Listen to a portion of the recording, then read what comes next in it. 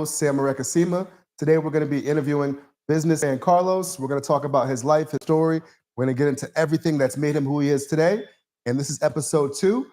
Please tune in for other episodes, subscribe, share, like. Let's get right into it. Carlos, how you doing, my brother? Excelentemente. How are you, brother? Excelentemente bien. Thanks to God. Amen. And thank you for the opportunity for having me in your podcast. Absolutely. So I could be able to tell you and the world my story. Because my story is my glory. Amen. So let's get right into it. So real quick, a little background. I met you at the gym actually years ago.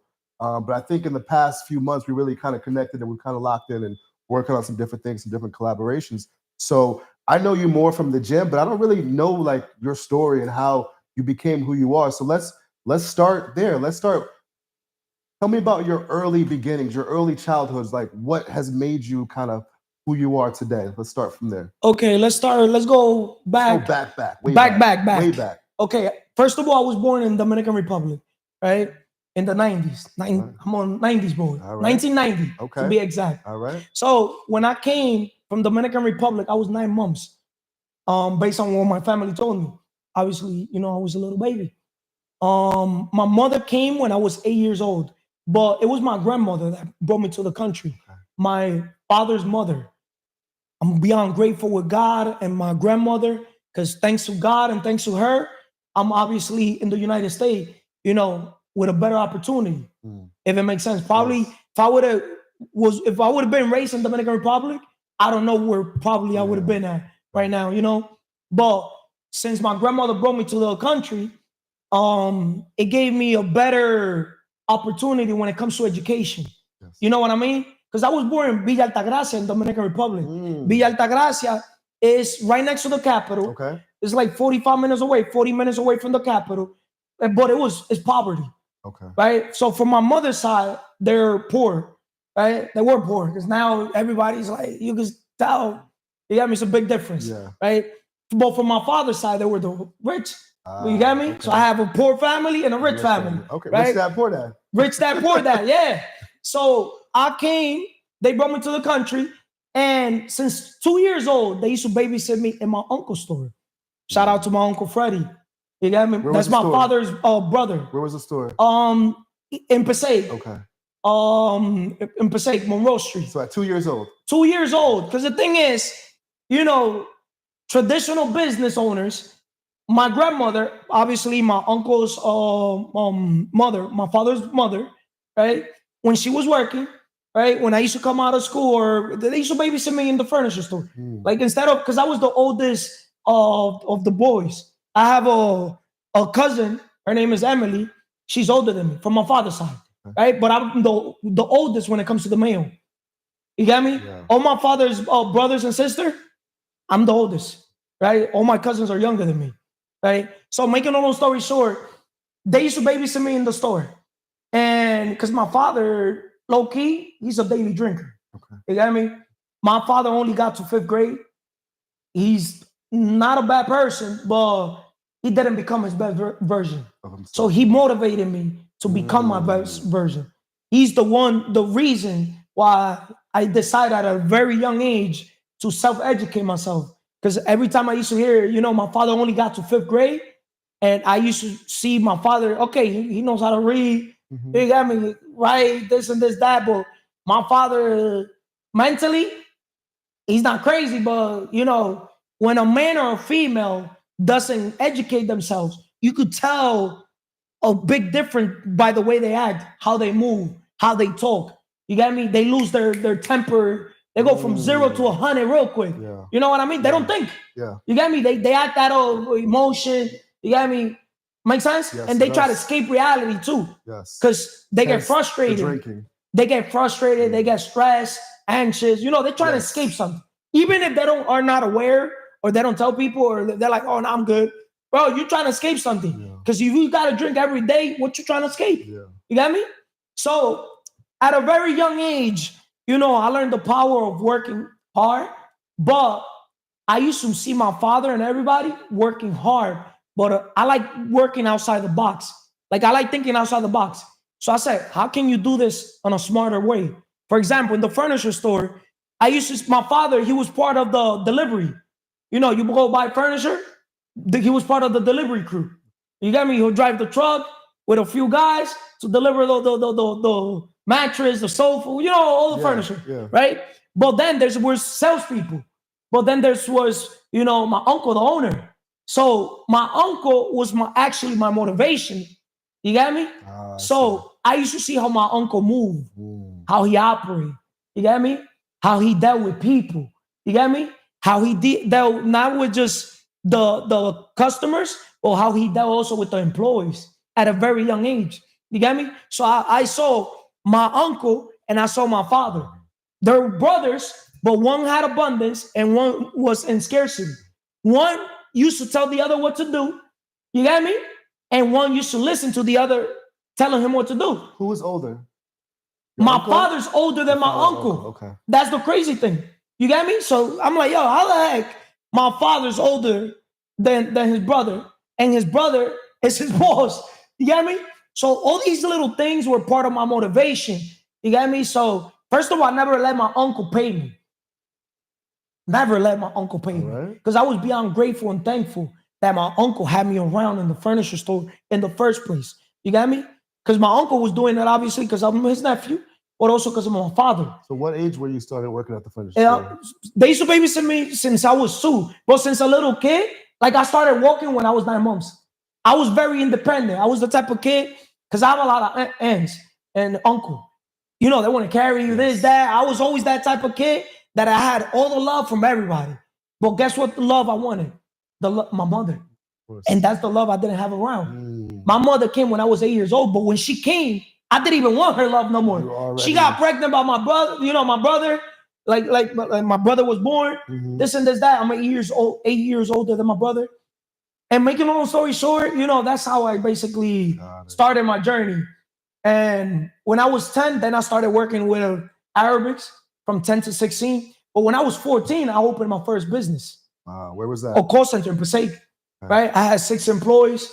You got me? A call center? A call center. Okay. Unlocking phones. How did you get the idea at 14 to open up a call center for your first business? It was an online business. So I had a website. It was Direct Unlocks. You got me? Like the direct source to unlock phones. Right? So I had the website. So what I had, it was basically people calling all those stores. They used to go on the Google, Google search or the yellow pages back then.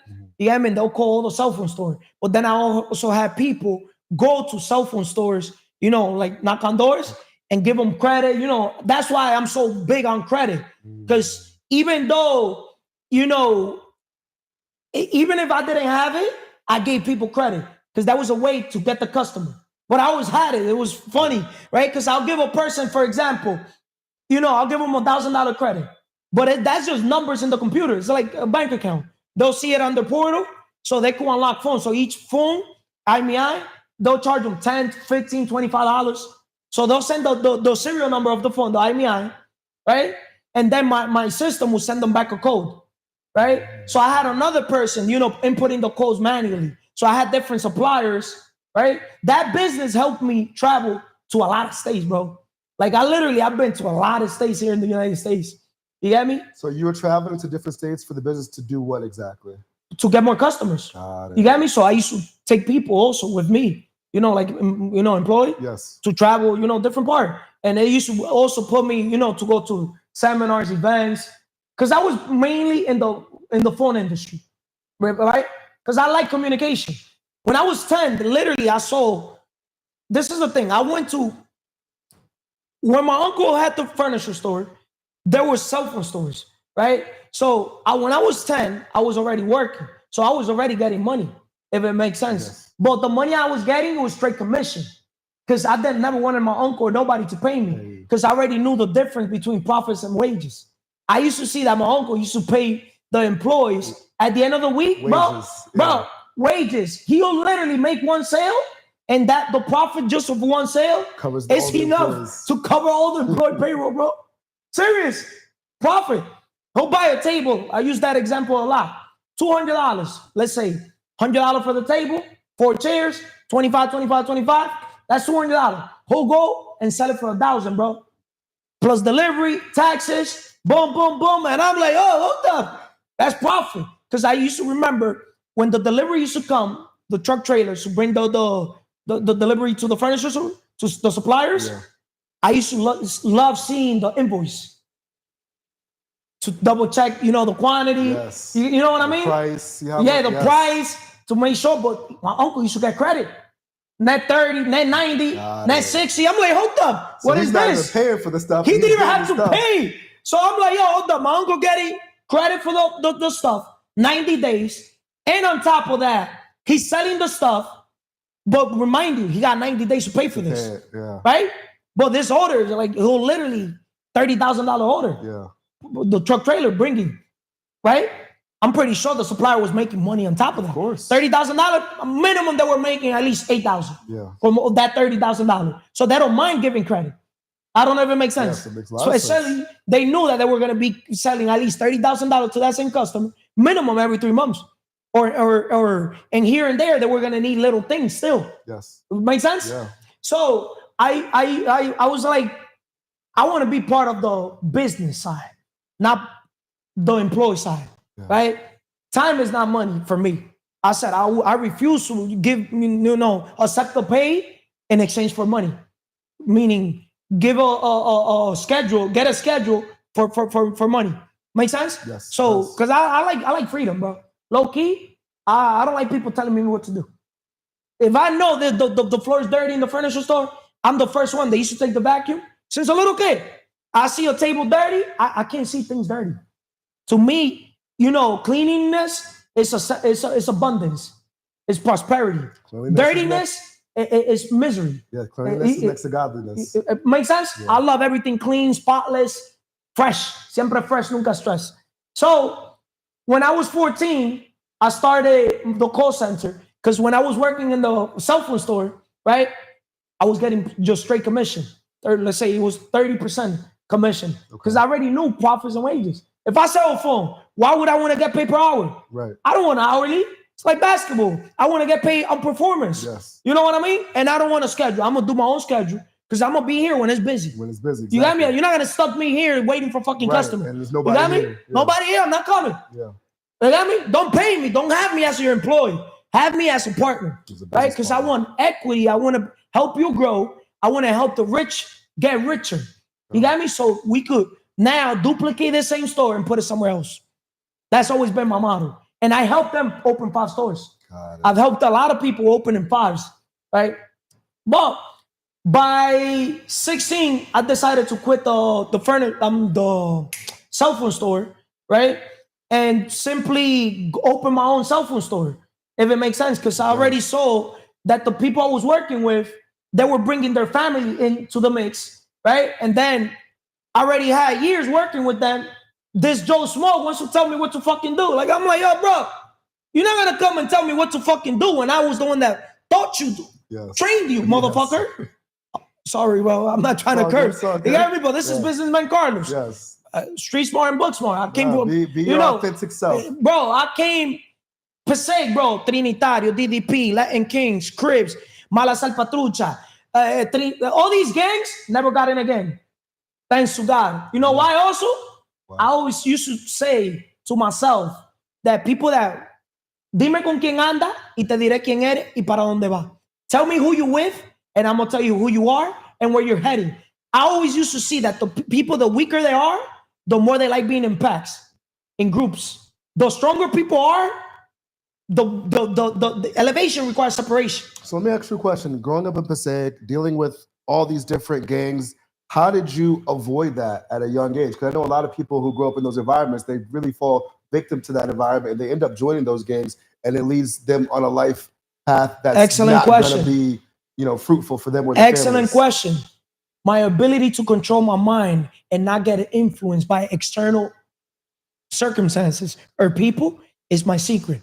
My 5 pillars, my connection with God. I always knew there was a God. Right? I always knew that if I connect with the Creator, He has my back. Just like Goliath and David. Yes. You got me? I was always that David. You got me? Respect, fear none. I don't know if that makes sense. Right? I took care of my mindset because I always said what separates the best from the rest was mindset. I knew already these guys were escaping some type of reality because I already saw my father trying to escape reality by using alcohol. Normally, the gang members, they used to use normally drug. You got me? They used to, that was their escaping mechanism, right? Then working my body. I started working out when I was 14. Okay. So I started working out at a very young age. Probably that's why I'm 5'8". My father's 6'2". Okay. All my family members, they're all tall. You got me? My mother's my height. A little, she's shorter, like 2 inches shorter. But everybody else is tall, right? My emotional pillar, right? I always, because the thing is, when I was young, I had anger problem. You got me? I had big time anger problem. I couldn't get mad. I was very positive, but when I say I had anger problem, I just didn't, let people, get their way with me. Yes. I didn't let people like tell me what to fucking do, try to influence me or try to like project fear. Like I was the type, like I respect you, bro, sis, but I don't fear you. Like I'll literally, like we could literally go down right now. If you want to go you there. You got me? I probably had in my life over 200 fights. Yeah, that sounds like an anger problem. You got me? Yeah. But guess what? They start. You finish. I'm gonna finish it straight up. You got me? I don't look for problems, but I'm not afraid of problems, and I'll gladly say it here. In the professional level, business, street, I'm not a street guy. You got me? If I could fix things, I'm a strong communicator. So I've always been good solving problems. That's always been my strength. But some people, they attack. They solve problems in a different way. So when they try to attack, hey, I got to defend myself. Yes, absolutely. Make sense or no? Absolutely. I agree. Right? You don't start trouble, but I'm like a lion, bro. Like I don't bother people. Or if somebody tries to bring some BS, low key, my tolerance level is low.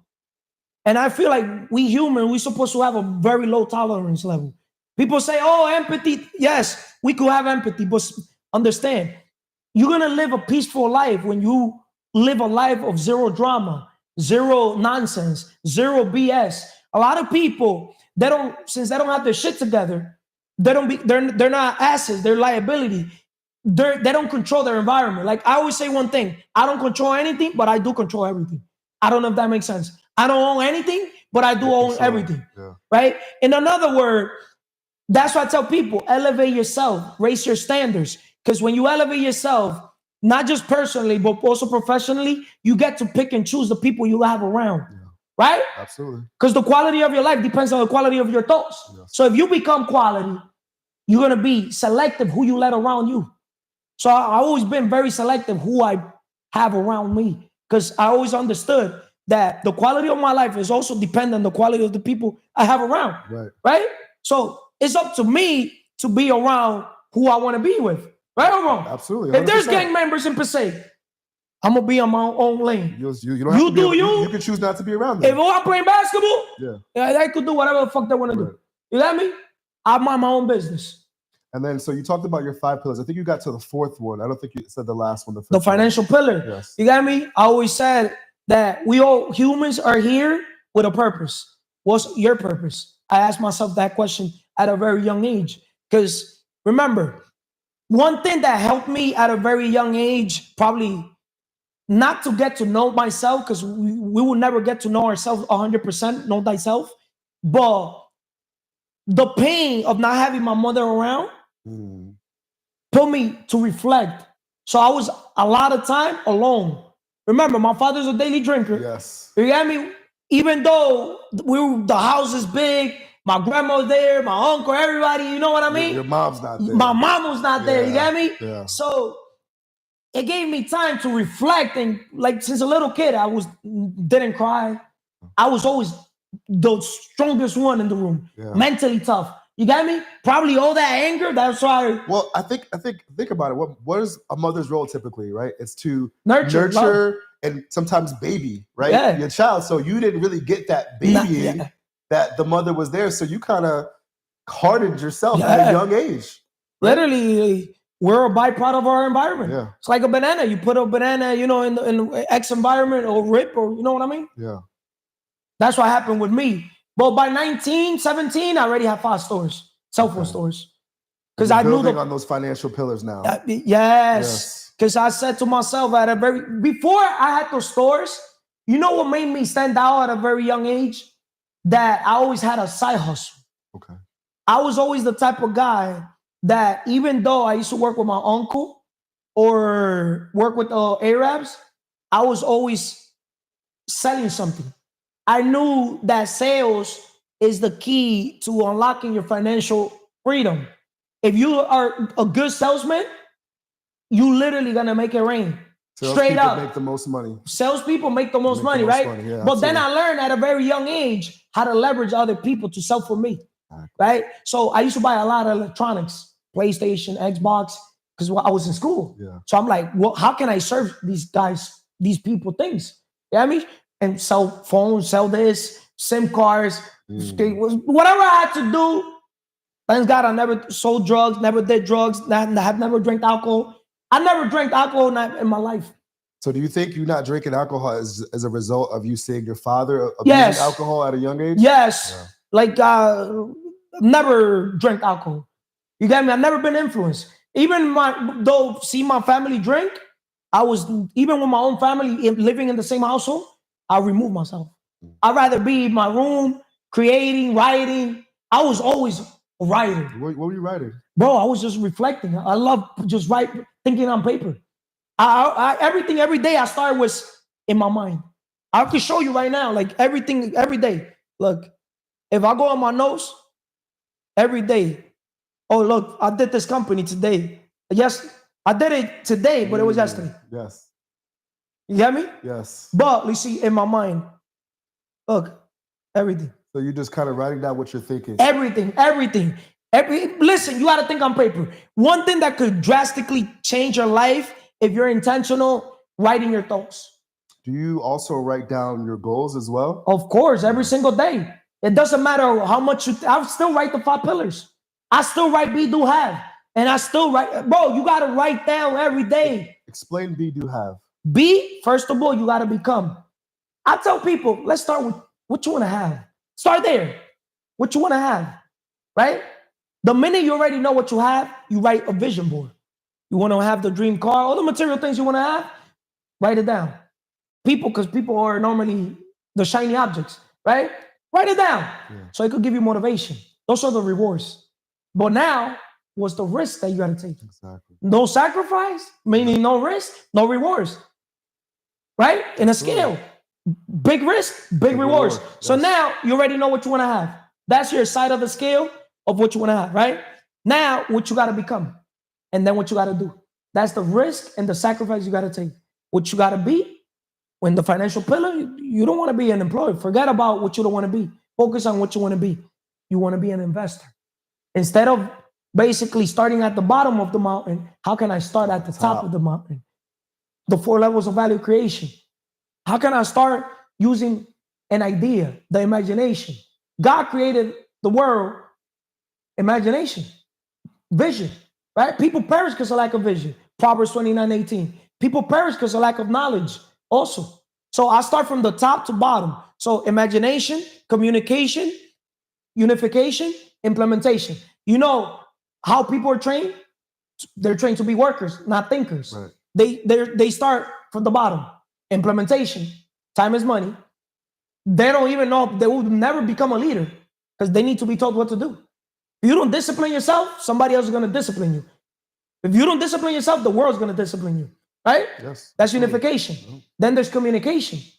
The minute you open your mouth, you reveal to the world who you are. So I could sit here and talk everything I want to talk. Unless I have alignments with what I think, say, and do, I'm not going to have no credibility, right? I wouldn't be in the level I'm in if I wouldn't have alignment with my thoughts, what I say, what I do. I just don't go say I'm going to do something. I work hard in silence and let my success make the noise. So be, do, have. What you got to become, for example, if you want the dream home, you got to become a landlord. I don't want to be a tenant, but focus on becoming a landlord, right? If you want the dream car, what you got to become? You will never have the dream car, the dream home, unless you become a business owner, right? So financial freedom starts when you understand that nobody's going to basically give you security. I don't know if that makes sense. Where there's a will, there's a way. If you don't find a way how to work on your dreams, somebody else is going to hire you to work on theirs. Yes. I decided at a very young age to help my uncle out of gratitude. I don't know if that makes sense. Yes. Right? Yes. Grateful with my family, if it makes sense. But then when I was 10, I decided to work in communication because I like phones. I wanted it to be communicated, you know, to talk, call my girls, you know, hey, mom, you know what I mean? Yes, The next song, you remember? Yes, the chirp. Chirp. Yeah. You got me? The ringtones. You got me? That. So the phone was an essential tool for me to, you know, because since a little kid, one thing about me, I'm going to say this to the world. Bro, I didn't have my mother's love, but I'm blessed. Bro, I'm beyond blessed. Bro, I'm one of the men in this world with the most abundance when it comes to like females loving me. Bro, I can literally tell a female like, yo, go get another man. Bro, and they'll pick me over other men. Since a little kid. It's just, you know why? Because I've lived a life with no attachment. The minute I was not attached to my own mother, what makes you think I was going to be attached to a woman? To a girl? Sense. Makes sense now why I act the way I act? Yes. Right? Like, yo, girl, like my mother, I didn't have to nurture him from my mother. Like, I don't need it. Yeah, I don't need it. Like your love is like, nah, like I'm a popular loner. Like, women, I always get the kind, loving, nurturing. You got me? Those women that want to give me everything in the world. And I like push them away. Like, I don't like being kissed that much. You know, some women tell me like, yo, but before, like, yo, you don't kiss me. You know this. I think, like you said, your environment and your upbringing makes you who you are. But bro, it helped me. Well, I think because now you're going back to when you were younger, you didn't get that from your mother, so now you don't need that from your partners that you're with. So, and most women aren't used to that because that's what. And you want to laugh? Women normally say they want a nice guy. When they get the nice guy, they want the type of guys like me. Straight up, with that balance. Nice asshole.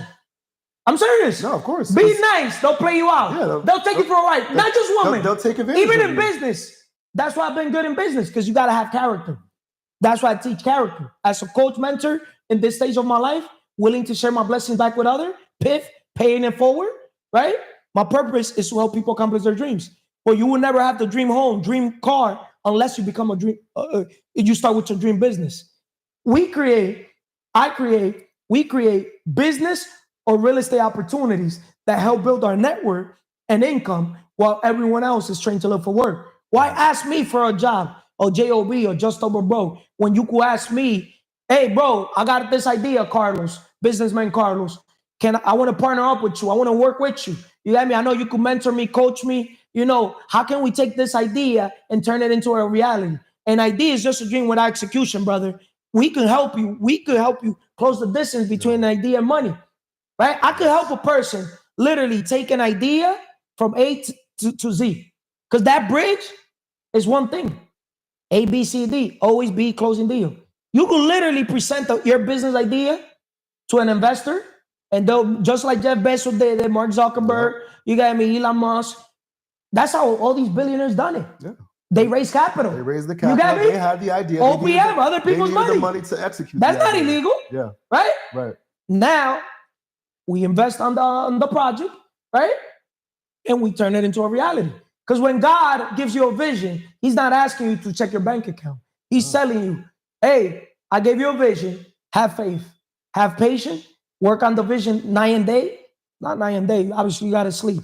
But chase the vision and the money's going to follow. Because money's a byproduct of value creation. If you focus on value creation, all the money in the world is going to come to you. Absolutely. Right? Yes. That's my main focus all my life. So helping people. Businessman Carlos, that's the brand that you have created. When did you get that idea, and when did you really start promoting that? And I'm assuming it's because of your past experiences with businesses. Yeah. People, everybody, you know, when I was young, they used to say, oh, Carlos, the one with the braids.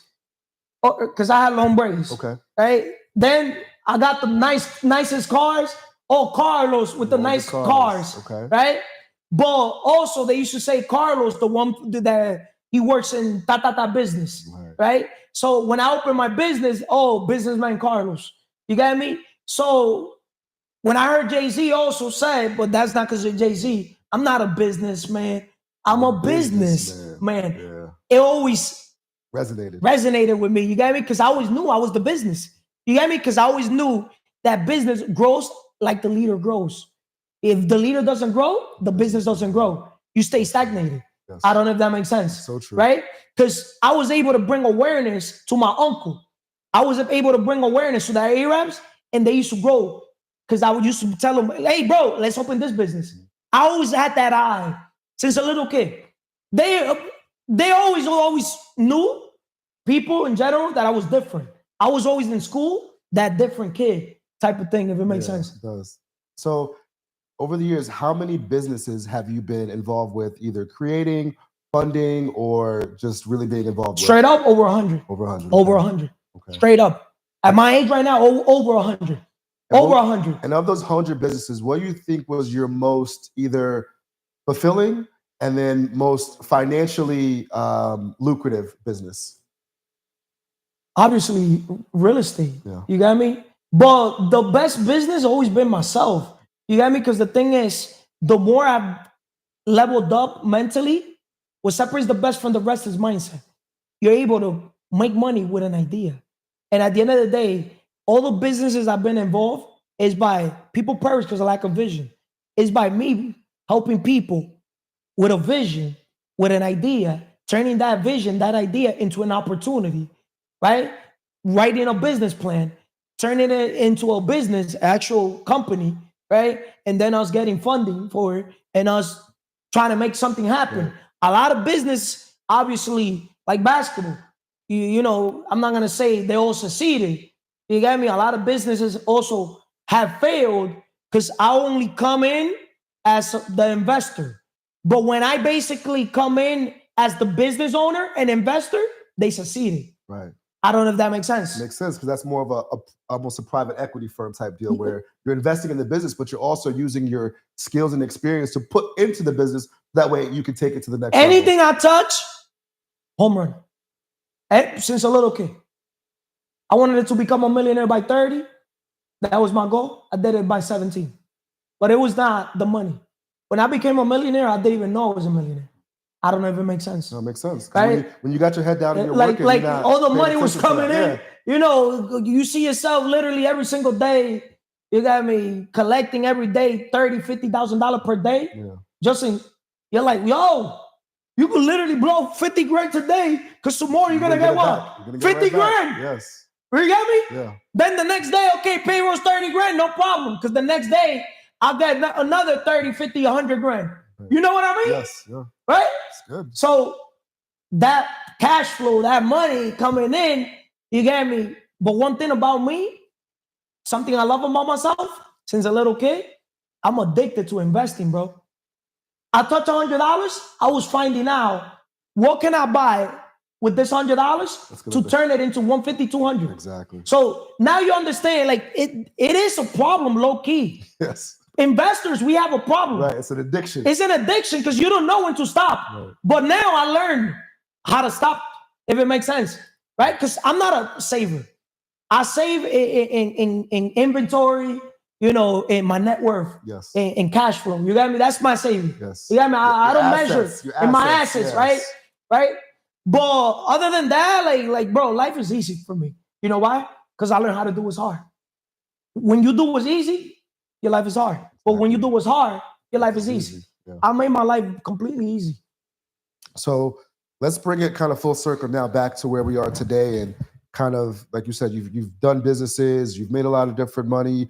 Now you're really focusing on helping people.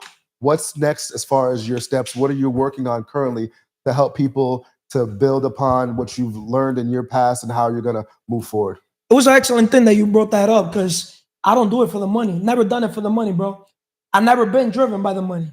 See, we all humans have different things that motivate us. We're driven by different factors. I was never even driven by the women. I put business first over women, over pleasure.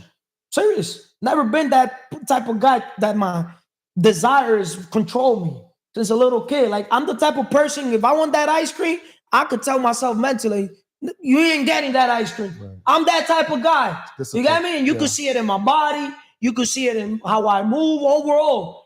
And that pride helped me also in my personal life with women. Like, it doesn't matter how bad the woman looks. You think you're good? You think you're good looking? I'm going to make sure all the guys look at you. I'm not going to look at you. Hablamos el martes. See you later, girl. And then I saw something before I answer your question. Me being different put me in a pedestal around women and just in people in general. Because they used to see I used to go against the grain.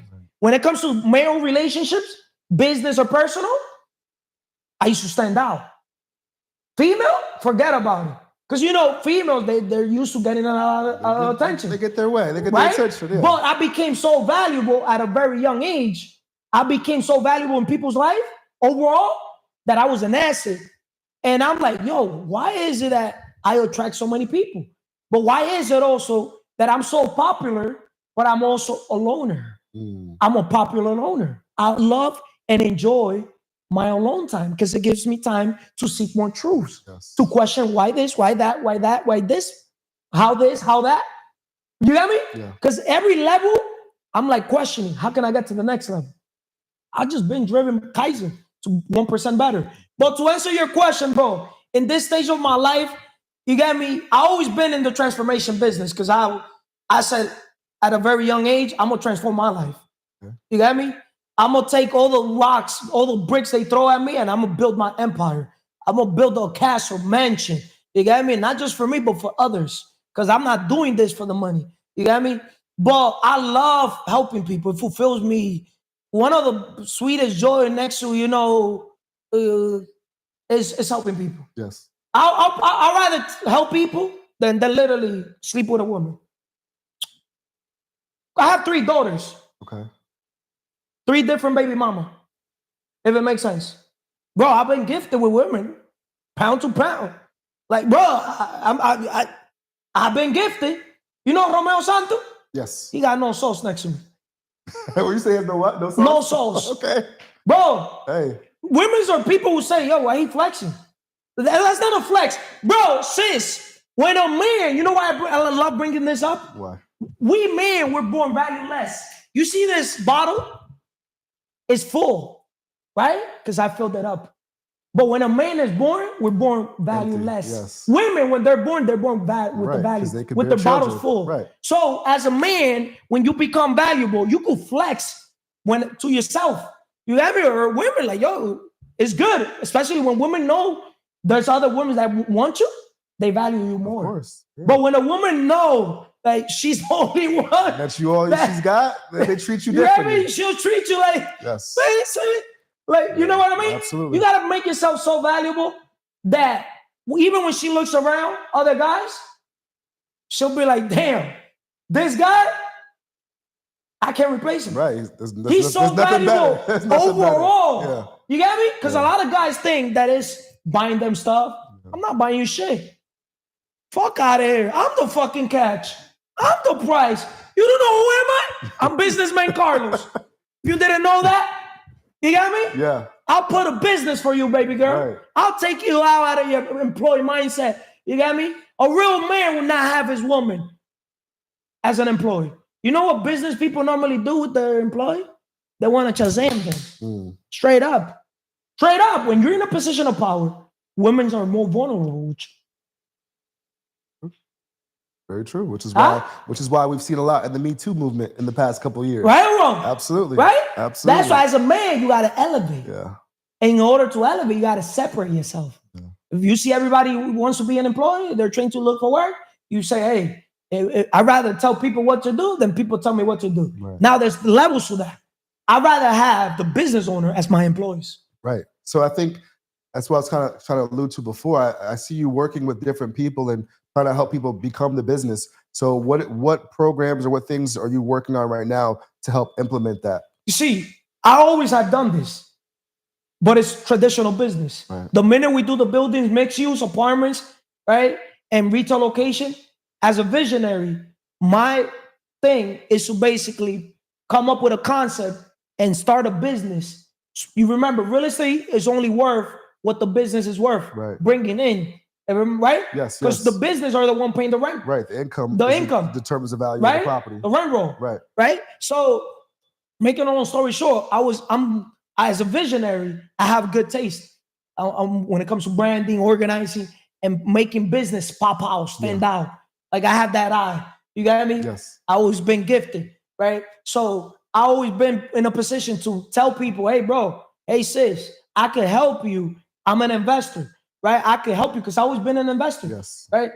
I could help you turn your dreams into reality, Right. I could help you transition from that employee mindset, you got me, so you could work on your dream vision, whatever you're passionate, let's turn that into a business, right? I don't want that much percentage. Right. You got me? We negotiate something. And you're going to use your experience to get them to the top instead of them taking the stairs. Yes. You're going to help them take the elevator. You work in the business, I work on.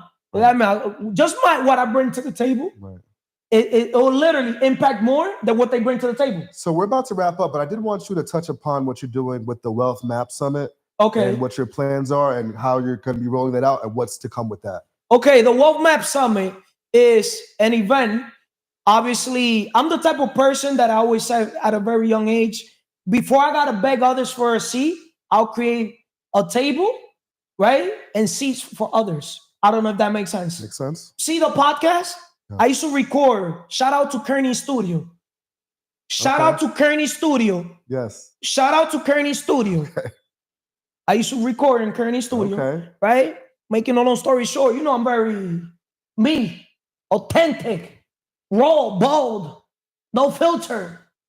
You know, the employees were leaving Kearney Studio, if it makes sense. Because I talk a lot about transitioning from the employee mindset to the business. Opening your business, yes, becoming an investor business, right? So bringing awareness. Making a long story short, I'm here bringing so much, which my podcast, you guys could tune into my old podcast, CMR Podcast. Right. But I have now CMR Podcast Network, if it makes sense. But CMR Podcast, you could watch some of the things I used to do in that studio, right? Pretty much, you can't record here because what you're talking about, censorship. Censorship. I'm yes. So you created your own studio. Bro, I had the mics, I had the fucking building, I had the cameras. I'm here just because I'm all about delegation, outsourcing. Yo, bro, seriously, my type of mindset, I'd rather pay whatever dollar amount for somebody else to do the work than for me to do the work myself or for me to handle people doing the work. I delegate everything. Right. I don't know if that makes sense. Makes a lot of sense. Right? Like for our video, I delegated. Yes. I pay straight up. Yes. You got me? Like, why would we sit here to try to learn video? It makes it so much easier. Like, what we look like? Yeah. You got me? But making a long story short, when they close the door on me, I open doors for others. Right?